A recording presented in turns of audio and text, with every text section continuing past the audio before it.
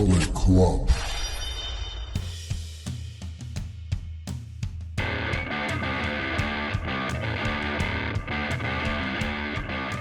Hello, welcome back to the channel. If you've been with us before, welcome to the channel. If this is your first time with us, this is Lee Allen Presents. As a collective, we are Lee Allen Presents. We are not some weirdos who refer to ourselves in the collective third person. I am Alan. I'm one of your hosts. I'm your primary host for this particular video. And this Prime. Host Prime. I am Hostimus Prime. And this is my co-Hostimus Prime, or Hostatron. Hostatron. I guess. I don't know. This is Leanne. Hi. Tron. And as you can see from the bringer of chaos right here is Rags. He's decided to grace us with his presence today. He's trying to block me out completely. He is, yeah. He probably did a very good job of that just now. And as you've already seen from the title card, which is probably about 10 minutes ago at this point with the ramblings, this is our Survivor Series 2024 predictions, WWE's latest, upcoming PLE, which is taking place on the 30th of November. Last day of November. It's nearly December. It's nearly the festive season. Where the hell has 2024 gone? Oh, I know. It flew by. I feel like it was, I turned around and it was like November and it's like, what's going on? It's flown by in a mess of PLEs and pay-per-views. Speaking of messes, this PLE seems to be a bit of a mess. It seems to be a bit of a thrown together last minute, Joey, doesn't it? Let's be fair. It's like they had one match. Like, cool, we can do a premium live event around that. Let's just chuck the rest in. So going into Monday Night Raw of this week, prior to Monday Night Raw, we had 3 matches for the entire PLE. Yes. And then they kind of tossed in 2 matches randomly on Raw. What? Yeah. Okay. They did. What? So, yeah, 5 matches. So usually we would cover these, if you've been this before, you know this works, but I'm going to cover it anyway, just for the anyone watching who hasn't seen this before. We usually do, I usually do this in terms of non-title matches, predictions, followed by title matches. Both segments, or both chunks, I guess, or whatever you want to sort of call it, topics, would be going from least looking forward to most looking forward to. In this particular instance, because there is a War Games theme that is the feature match of the PLE itself, those will be the last things we cover, and the other 3 matches are title matches. So there's 2 War Games, 3 title matches, 5 matches in total. Let's get to it. Right. First match we're going to talk about, and this is almost going in reverse order of announcements. So this is the newest match that was announced on Raw. It's going to be L.A. Knight defending his United States Championship against Shinsuke Nakamura, the returning Shinsuke Nakamura. A couple of weeks ago on SmackDown, I can't remember who it was actually that Knight was defeated. It might have been Umberto. Of LFI. Dimples, yeah. And all of a sudden he's getting attacked from behind, and it's Shinsuke Nakamura. Yes. And he sort of stops and he looks deadpan at the camera, and he's got some funky looking makeup thing going on his face, like a wall paint almost, which is pretty cool. Next week on SmackDown, he being LA Knight, pronouns pal. I think he defeated what's the name? Oh God. The leader of LFI, I can't remember his name. No, that's the wrong company. Oh my God, I'm drawing a blank. That's gonna bug the hell out of me. Yeah, no, can't think. But he defeats him in the title match. God, I don't know. And once again, he gets attacked by Shinsuke Nakamura. Yes. That's the build. Yeah, there's a video sort of promo piece. Yeah, and that's So Nakamura Knight is kind of on the Tron, and LA Knight's looking in. That's when he gets attacked because he's paying too much attention to the screen as opposed to what's going on around him. Yes. It's great to see Shinsuke Nakamura back. I feel that once WWE failed to get Kazuchika Okada, everything that they'd done with Shinsuke Nakamura at that point kind of fell by the wayside. Yeah, and they just kind of lost interest. It was like, oh, we don't need to prove anything anymore, and let's just drop Shinsuke and put him in catering, you know. But he's been working house shows. This doesn't end well. Oh, where's Rags going? It's fine. He's on my lap. Okay. Hello. And it just seems like they dropped him like a bad habit, which was really sucky. But they kind of brought him back. He's dressed all in black. He's got this. This picture up here doesn't really do it justice. No. It's a bit of a crappy picture, to be honest. The way that the exposure's kicking off, and it just doesn't look great. Yeah. But yeah, have you got any thoughts on this one? It's a bit of a I got mixed feelings because I love this kind of this character of Shinsuke Nakamura, where he's like that dark, mysterious, brutal kind of character. Yeah. But it does feel like the 2 run-ins and a video package isn't really enough to set this up properly. No. So while it's a match that I'm really looking forward to seeing in just the match up, I don't. It doesn't feel like enough's been done. Merited, the build-up's not quite there. No. And it's straight into a title match. Yeah. Which is a bit, it feels a bit odd. weird.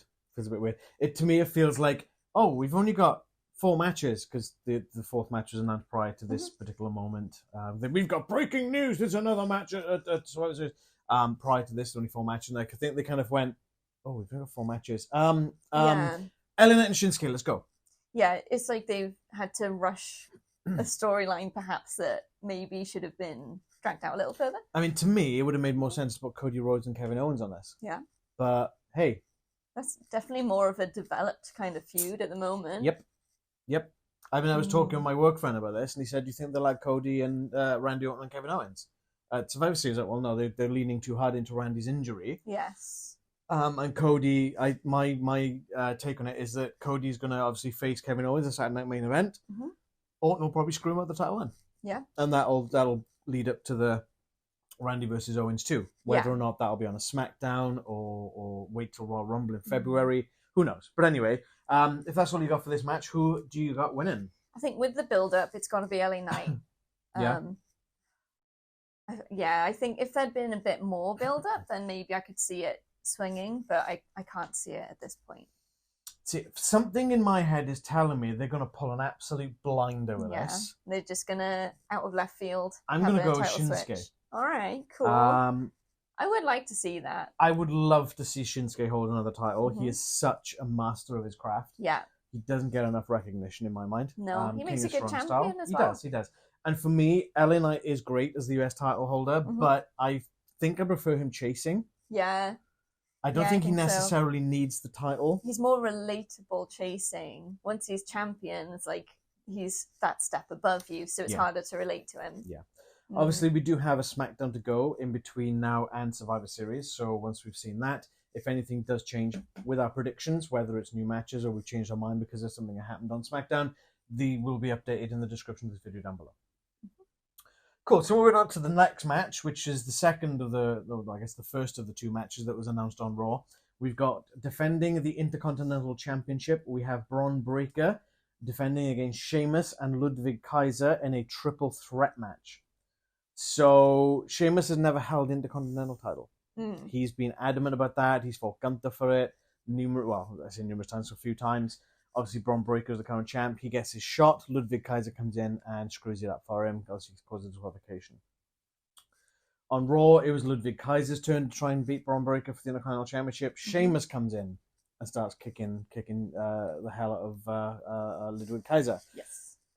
Just degrades into a massive brawl. And then Adam Pearce comes out and he's like, I'm fed up of this. Triple threat Survivor Series. And the brawl continues. Yeah. So he didn't really help. Yeah, what did that really do? Adam Pearce needs a holiday. I think he does, yeah. I think he does. I mean, that's it. That's it. I mean, I think this is probably a little bit leaning out of Gunther and Kaiser kind of having this bit of a rocky relationship at the moment. Gunther's kind of telling Kaiser he needs to step up and sort of show his worth. But they haven't, again, this has just been a little 2 weeks, boom, let's go. Yeah. What? It is. Oh, no. We've only got 3 matches in Survivor Series. What can we do?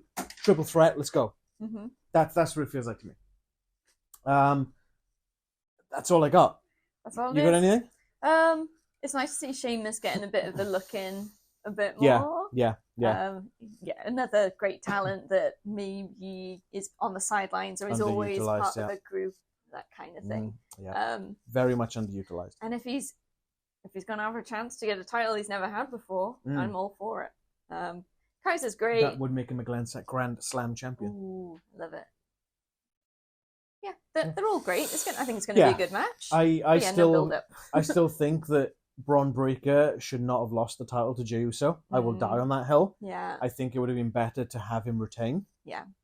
And that would have furthered the storyline better with Jey Uso in the bloodline. But we'll get to that later down the line. If you got anything else, who you got winning?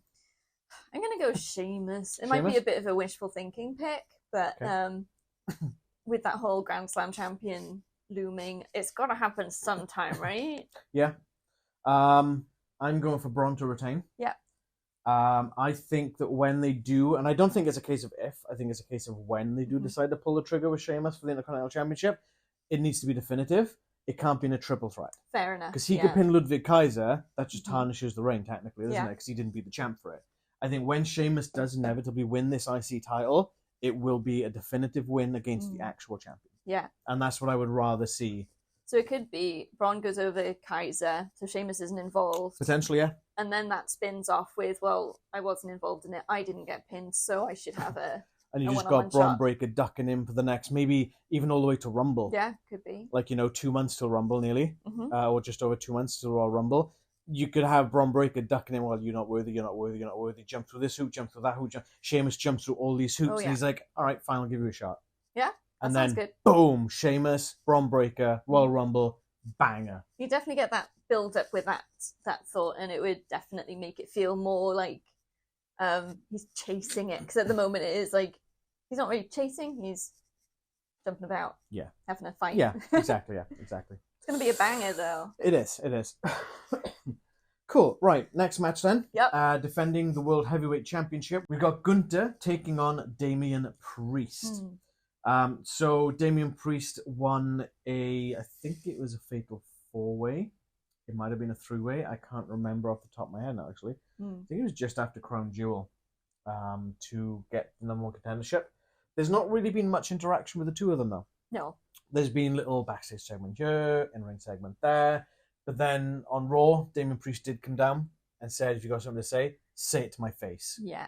Gunther kind of backs away. He went, that's just as I thought. And then Priest goes on the assault and puts him through a table. He raises edges him through the damn table.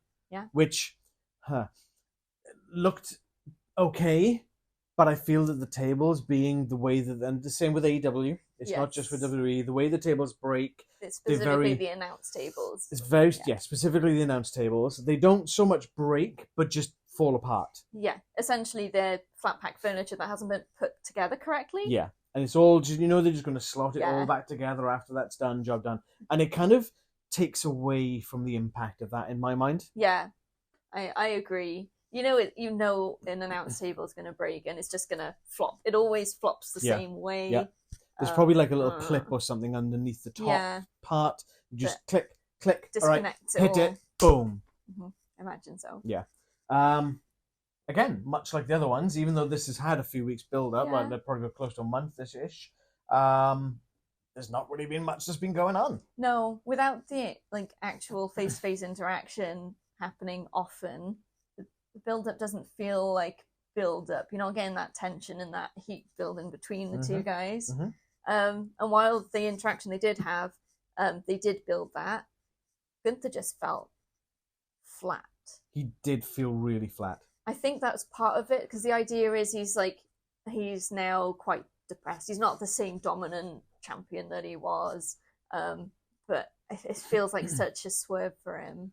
It doesn't feel right for the character. No. It's come a bit out of left field. Yeah. Since when has Gunther never had something to say? Yeah, he literally had nothing to say. He hardly fought back. It felt really weird. Yeah, it did feel weird. Damian Priest is great, really is, on the mic, in the ring. But if Gunther's coming to the match with this flat, useless aesthetic, aesthetic, you know what I mean? Yeah. I don't know how this match is going to go, and if it's going to be a good match or not. I'm sure when it comes down to it, it'll be fine, and it's just the promos, the face to face, that he's having that thing. But it's making me a bit nervous, I suppose. Yeah, it is. And it's so here's a fun thing. Obviously they do oh my god, I can't stop yawning. They do these are the top 5 sellers in November or October or whatever. And last month, October, Damian Priest was the 5th best seller of merch. That's good. Now, going from sort of coming in and floundering a little bit and doing this, I've got Damian Priest light side, Damian Priest dark side, this kind of stupid thing that they were doing before he joined the Judgment Day, bumming around with the Miz and sort of hanging. And that was also. I mean, I love the Miz; he's fantastic, but that was just not a very good thing. Going from Judgment Day, and he's just gone up and up and up and up, and he just keeps going up and up and up, and he's definitely going to get that title at some point again. Yeah. Whether it's at Survivor Series or not, we've yet to see it. Obviously, yet to be discerned. But he's definitely going to be a future face of the company, absolutely, without a doubt. Yeah, he's another guy that's really relatable. Yeah, I feel like even when he's had a championship, he's still pretty relatable. I feel really bad, and we've talked about this before. His last title run, they didn't really do much with him. No. Which I think it's probably something to do with along the lines of having Cody and Priest win the title at the same time. Yes. And so they had to focus on Cody. On one. And they obviously picked Cody. Yeah. Now, when Priest does inevitably win this title again at some point, I say whether it's Survivor Series or further down the line, they should be able to put a lot more effort into pushing and pushing and pushing him. You know? Plus, not being with Judgment Day anymore, he can really run at it as a solo, not in a group. Yeah, very true. Okay, that being said, who you got? I'm gonna go with Priest. Yeah. It's mainly because of the change in Gunther. It feels like that's too sort of sudden, and maybe I'm reading it too much into it, but it feels like that complete turnaround in his sort of attitude, by appearances at least, means that maybe this is where he loses it and he's just sad about it.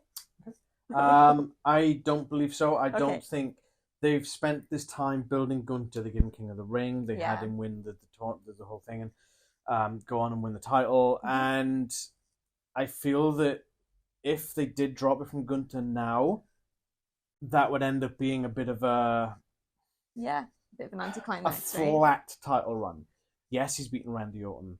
I can't even remember who else he's beaten off the top of my head now because it's just been that non-memorable, you know? Yeah. But I feel that if they do that to him now, it'll be like, oh, there's Gunther. The guy who was champion for, SummerSlam, August, September, October, November, 3 months, and didn't really do much with it. Yeah. Okay, great. And that's kind of falling in the same territory as Priest from WrestleMania to SummerSlam. Yeah. And I don't think they should do that. I think they should keep it on Gunther for the time being and just kind of build ability. Because you can have this lows and you could get quite vicious with it. Right, I'm as you say, I'm like in a depressed kind of down and low and down, and then someone will come along, like Sheamus, for example, and give an absolute banger, and that could be the fire that kickstarts him again. Yeah. You know? Maybe even Priest. Maybe. You know? Who's to say? Sparks him. Yeah. Have we gone for different outcomes for every single match so far? So far. I love it. Okay, so now we move on to the first of our 2 War Games matches. And again, this is going in order of least looking forward to most looking forward to, in that sense. So first up, we have the women's surprise War Games match. So we have Team Liv, which is Liv Morgan, Nia Jax, Tiffany Stratton, Raquel Rodriguez, and Candice LaRae. And they're taking on Team Bianca? Team Rhea? I don't even know who the captain is.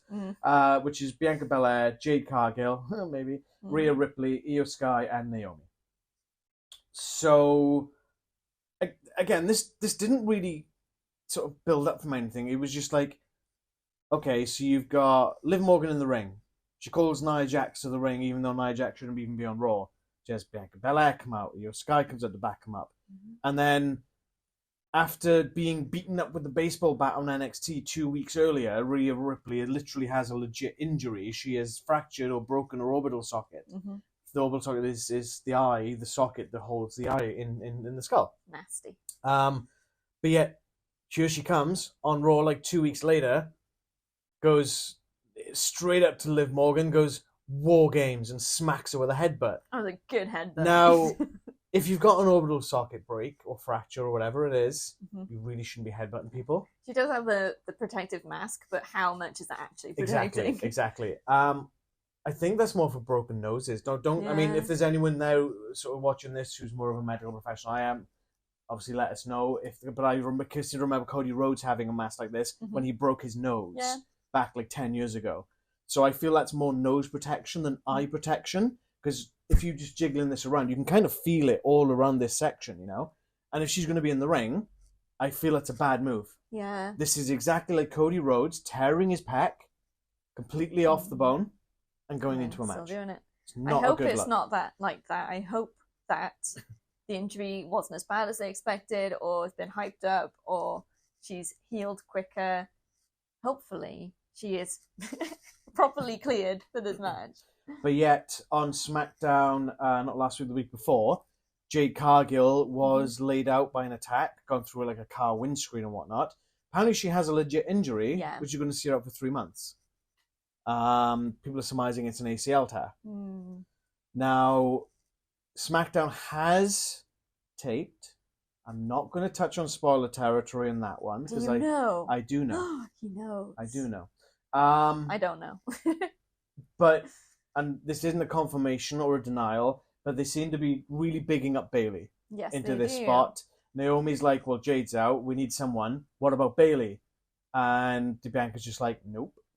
Nope. Bianca's still holding on to this thing from like 2 years ago. Yeah. Like, geez, woman, get over it, you know? And during the team advantage match between Bianca Belair and Nia Jax on Raw, Bayley is the one who came out to help Bianca secure the win by distracting Nia Jax. Yep. And you can kind of see them lock eyes, and they're kind of like, Bayley's like, and Bianca's kind of like, Yeah. I find it a bit weird that Bianca's so against Bayley being in when she let Io Sky. Yeah, that was another thing, wasn't it? Oh, what about Dakota Kai? And she went, no, one of the damage control is enough. But Io Sky's clearly the one that's been the most evil lately. Yeah, so yeah. I don't know. In my mind, on that team, obviously apart from Rhea Ripley, Io Sky is the MVP. Yeah. Without a shadow of a doubt. She's so good. I'm not 100% certain on this, but I think Io Sky has been in every women's War Games match, but I'm not 100% certain on that. I'm sure they'll let us know in commentary. Probably, yeah. So as it stands, we've got Bianca, Rhea, Io, and Naomi. Yeah. As I said, I do know who is the fifth member of the team. I'm not going to spoil it here, because I don't want to give that spoiler away for people who sort of want to watch it live. Yeah. If you do want to find out, just literally Google it. Taping was last week after SmackDown. It was on there, and people obviously spoiled it on it. I think this obviously will end up being a feud, in the sense that I've got a strong inkling that Naomi's the one that did this to Jade. Yeah. To get Bayley on the team, potentially, if Bayley is joining the team. But it certainly sort of makes a push for that, you know? Yeah. That's the only name she's brought into the mix is Bayley. And she was very quick to suggest. And she's very pally with Bayley. So. Yeah. Interesting. Have you got anything about this one? Just that both teams are really mixed. Yeah, there's a lot of... I don't know, a bit random, right? Rhea Ripley, high quality talent. Yeah. Io Sky, high quality talent. Liv Morgan, high quality talent. Tiffany Stratton, she's getting there. And like, not all of the rest are kind of meh. Not all of the matchups, I guess, make sense. It's a bit like they've thrown a bunch of random women together. It's like, oh, they're heels, they'll do. And then, oh, they're faces. What about Io Sky? Oh, she's a heel, but we'll put her on the face team. Yeah. I don't know. I mean, a crown jewel, Liv Morgan was fighting Nia Jax. Yes. And then, like, a couple of nights after, they're like, hey, let's team up. Yeah. Feels a bit like they picked names out of a hat. It feels a bit forced. Yeah. Yeah. Yeah. We'll see. It could be fun, though. On that, then, who you got? Team Liv or Team Rhea? Team Rhea. Team Rhea? Yeah, I think they will beat the odds of being a man down. And I think it'll be a face win for this one. Who am I going for? Opposite? Nope. We're matching on one. Yay! I think Team Rhea is going to take this one as well. Just because I feel that Rhea's obviously been screwed out of that title a few times now by Raquel, and I feel that she's going to go full pelt towards her and Liv. I think her and Io Sky on the team, that just sells the team for me. Yeah, absolutely. Cool. And then that leads us into the final match of the night, which probably will be the main event. Probably. Main event, sorry. We have Bloodline versus Bloodline. So the Bloodline are facing off against the Bloodline. Yeah. And they've also brought some friends. Yeah, so we've got Roman Reigns, Jey Uso, Jimmy Uso, Sami Uso, and CM Punk. CM Uso. That was so random. Pepsi Uso. And they're taking on Solo Sikoa, Jacob Fatu, Tama Tonga, Tonga Loa, and Bronson Reed. Yeah. So I just want to point out that I'm pretty sure I called this a year ago that this was where they were going. Yes. You've been saying for ages they need a War Games that's Bloodline versus Bloodline. It's obvious the way it was going. I can't even remember when I started calling that. Can't remember, but it's been a long time. It's been a long ass time.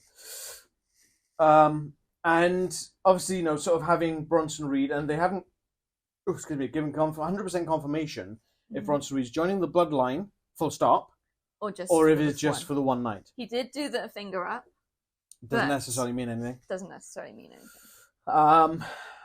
Which obviously then led to Roman's team being a man down, and they were approaching loads of people, especially Seth Rollins, because obviously Bronson Reed, and I feel that probably would have helped in building this up a bit better. Yeah. Because Bloodline versus Bloodline, we've seen it quite a few times over the last few months. I mean, quite a few times. I mean, quite a lot of the time. Yeah. And so be it. And this is kind of where it was always leading, especially when Solo sort of pinned Roman Reigns in a tag match, which is like, what the hell? But sort of having Bronson Reed, that's an interesting pick. Yeah. I honestly thought they were going to put Hikuleo in there, because apparently Hikuleo has signed his contract. Okay. And they're just waiting for the right time. Now, whether or not he will show up at Bloodline, at War Games, who knows? Maybe. I kind of hope he does. And there was obviously the rumor and conjecture with The Rock showing up as well. Yeah. But on SmackDown last week, Paul Heyman sort of makes a shocking return after Roman Reigns tries to get home the week before, and the phone number's been disconnected. That's a good sign. And he kind of just dropped his phone. He's like, oh, I'm in trouble. So you can kind of see Roman Reigns cracking a little bit, like, oh, what am I going to do now? And then they're sort of in the ring, and Solo's demanding he surrenders to the Bloodline, to the new Bloodline, whatever we're going to sort of call them. And all of a sudden it's ladies and gentlemen, and Roman's just like, yeah, what? Jay's like, ah! Everyone in the audience just goes mental. And he's like, yep, it's not going to be 4-on-5, it's going to be 5-on-5. And I was anticipating the Beast. I was anticipating Brock Lesnar. Yeah. Instead, we get Pepsi Phil. Yeah. Good old CM Punk's back. Why? And I'm going to say this, it makes no sense. Yeah, no, it makes no sense. Apart from, the only link is him being the original Paul Heyman guy, right? But it wasn't even for that long. Yeah. And that's exactly what I was going to say. Is someone will be watching this going, well, he was teaming up with Paul Heyman before Brock Lesnar. Yes, I'm well aware of that. He was in CM Punk's corner when he fought The Undertaker at WrestleMania. I'm fully aware of this. But he's distant. He's not had anything to do with Pepsi Phil since that point, like over 10 years. And CM Punk's had very little to do with the Bloodline. Anyway. Rollins would have been a better pick. Rollins would have been the much better pick in this. Yeah. And at least then you've not just got some random, much like we were talking about earlier, the random matches being slapped in, or random participants in the women's War Games match. It's just gone, okay, let's have a look. CM Punk, yeah, that'll do. That'll do. Out of the 5 names they've got on that board. Yeah. The interesting thing, maybe again reing too much into it, CM Punk didn't do the raising the finger when the rest of the team did. He did a go to sleep. Yeah, everyone was sort of doing that, and he was doing his stupid little... That's how I feel every time I see Pepsi Phil. Yawn. On the other hand of that as well, though, when Paul Heyman comes out, what was he wearing? It was the black suit jacket, but with a red t-shirt underneath. And? Red handkerchief in the pocket square thing. Who else has worn that exact same outfit in the past? Solo Sikoa. Yeah. We love you, my tribal chief.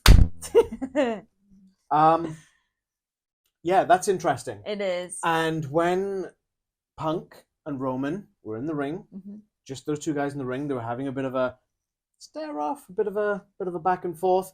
Paul Heyman wasn't really looking at Roman Reigns like he loves Roman Reigns. He was looking at him like got you now. And it's like, wait. Which is interesting, because Solo's the one who really dismissed in a bad way. They put him through a friggin' table. Yeah, so I unless he's salty at Roman for... They put him through a foldable table. Yeah. Unless he's salty at Roman for abandoning him, potentially. Perhaps. Because he hadn't spoken to Roman in months since WrestleMania, yeah. It's part of me is like, maybe I'm reading too much into the outfit, but Paul Heyman always wears a tie. Paul Heyman never does anything without a reason. No, he's almost, as far as I can remember, I'm pretty sure he usually wears a tie, a shirt and tie, and a suit jacket. So it is a significant change. It's very interesting change. Yeah. And I said the way he was looking at Roman as well, it was a bit like... I didn't spot that. But it wasn't. It wasn't acknowledgement. No. And again, I was talking to my friend Richard from work about this, and he was saying about Jacob. He really wants Jacob Fatu to sort of spring off and do something good. Oh yeah. I've not seen anything from Jacob Fatu that's blown me away. No. Everyone's like, oh my god, they've got Jacob Fatu. I've seen nothing special out of him thus far in WWE. No, I don't think it's been allowed. Exactly, yeah, but that's the point. And I'm hoping this match is that springboard. And the same with GOD and Girls of Destiny. Yes, I'm still calling them Girls of Destiny. I think they're going to need to shine in this match as well. Yeah, definitely. Anything else you guys with this one? No, I think we've covered it. Who you got winning? Team Solo. Team Solo? Yeah, the new bloodline. Any reason why? It's mainly the weirdness of CM Punk and the potential double crossing of Paul Heyman, I think. I feel like if the bloodline wins, it's just going to go back to exactly how things were before, and I don't want that. I think I don't necessarily enjoy the new bloodline storyline as much as I'd like to, but yeah, I like Solo, but his promos leave a bit to be desired. Yeah, is he great in the ring? Yes, and he has had straight wins over Roman Reigns and John Cena. Mm-hmm. But yeah, his promo work's a bit lacking. Yeah, but I think Roman and the Usos and Sami Zayn need to break away and do something different, and maybe this will, I don't know, maybe it'll end things. I don't know. What if? Yeah. What if all this is a whole ploy? Jay and Jimmy and Sami knew Paul Heyman was going to show up. Mm-hmm. Okay, they knew they were going to draft Punk in. Mm-hmm. Punk is meant to screw Roman over, but so is Jimmy, Jay, and Sami. Yeah. What if they're on board with Solo, and this is all just one way to get back at Roman for the way he treated them? That would be a twist. That'd be interesting. Who am I going for? New Bloodline. New Bloodline. Mm-hmm. It's interesting. I figured you weren't going to go for them. Yeah. So that's interesting. Yeah, I feel that for this to carry on going, there needs to be a definitive Solo versus Roman. Yes. For head of the table status, whatever you want to call it. That's got to be what ends. Has to be a singles match. Mm-hmm. And Solo keep putting the screws to Roman is the best way to get there. Yeah. Potentially at Rumble, they might even drag it out to Mania. Maybe. It could be a Solo versus Roman at Mania. That could be interesting. Yeah. I don't see it being a main event. No. But then again, with 16 nights of WrestleMania. They do like pushing Roman Reigns, so. They do. Cool. All right. So that's our predictions for the event. Yeah. So this comes to the part now where Leanne gets a bit flustered when I ask her, what's your least favorite looking forward to match of the night? It might be the three-way, actually. Yeah. Sheamus and Kaiser and... okay. Yeah. There's the lack of build-up, and I don't think any of these are, like, matches that I don't want to see, apart from the build-up. Yeah. They're all, like, it's a pretty good sort of card in that sense of it, anyway. Yeah. So that's kind of, I guess, the... You mean it's a pretty good card for something that's been chucked together on pencil for like 3 weeks ago? In just having names versus names, it's a good card. In terms of storyline, not so much. But yeah, AEW doesn't do any storyline. Oh, I had to get in line, sorry. You did, yeah. It's important. I think for me, looking at the build-up, I think it's going to have to be LA Knight and Shinsuke. Yeah. And I love Shinsuke. He's one of my favourites, you know? And I feel really bad for chucking that in as my least anticipated match of the night, but... Hey, it might not be your least favourite in the end. I know, yeah, exactly. What's your most looking forward to match, then? I think I'm going to go with Men's War Games. Yeah, I think I have to agree with that one. It's got the most storyline, most combustible elements, the most potential for twists and surprises. Yeah. And we like that. Yeah, absolutely. Mm-hmm. Cool. Okay, so that's our predictions, and that's our sort of our final thoughts on that. In general, I think it's not necessarily a bad card. I just wish there'd be more build-up. Yeah. That could be nice. I think having Crown Jewel so close to it doesn't do it a service. That's the problem of it. Not enough time to do new stuff. There's really not. And I was really, really, really, really hoping for Final Testament versus the White Six in the Survivor Series elimination match. Yeah. I haven't seen they haven't had a Survivor Series elimination match in I don't know how many years, and I really miss those matches. We'll be back with our reactions on the 1st of December, which is Sunday after we've seen the event, obviously. Yes. So look forward to that one. Take us away, I guess. Thank you for watching. We appreciate you so much. Please like this video if you liked it, subscribe, and hit the bell to be notified when we drop new videos. Follow us on socials. Our link tree's in the description below, which will take you to Facebook, Instagram, and X. You can talk to us on our socials or in the comments. Let us know which match you're most or least looking forward to, or if you've got any predictions and storyline ideas that we might not have thought of ourselves.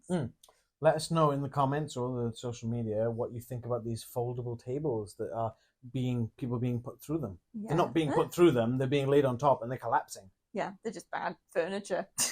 Bad furniture. Hashtag bad furniture. Hashtag Temu IKEA. Temu IKEA.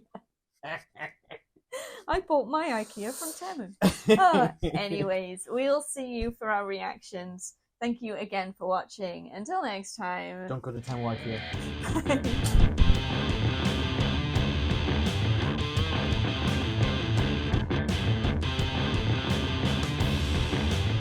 Club.